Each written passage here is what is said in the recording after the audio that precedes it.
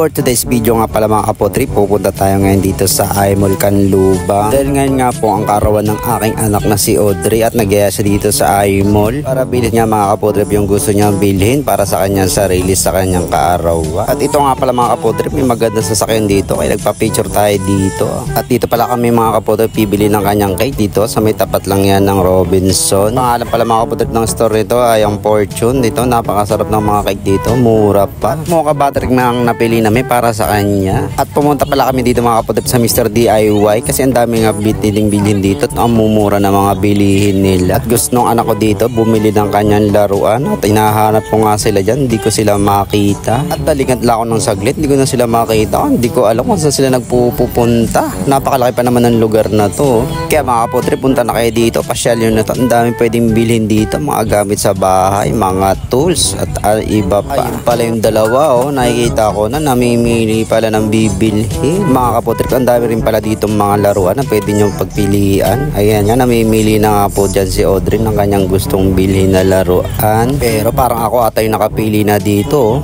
Pang badminton, napakaganda. At ayan nga mga kapotrik, ang napili niya pang badminton. At meron din siyang binili para sa kanyang kapatid. Yon yung laruan na kotse-kotsehan. At ayan nga mga kapotrik, babayaran na natin. Ayan ang daming pwedeng pagpilian talaga dito. Kung kayo malapit lang sa iMall, bumili na kayo.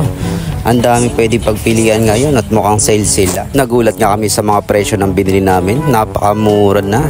At ayan nga mga kaputip, lumipat naman kami sa Pandayan. Then naghahanap kami ng shuttlecock ng pang badminton. At paikot-ikot kami na andito lang pala sa ilalim ng aircon. Napakarami pala dito. Kung di nyo nga natatanong guys, nung high school ay player ako ng badminton. Kaya alam ko ang quality ng mga shuttlecock. At ito pala mga kaputip, dumaan kami dito sa 5-star crispy kasi bibili kami ng manok. Fried chicken nga pala mga kaputip yung amin nabili dyan. Pero tingnan nyo naman yung lechong manok nila. Napakasarap tignan. Happy birthday to you. Happy birthday to you.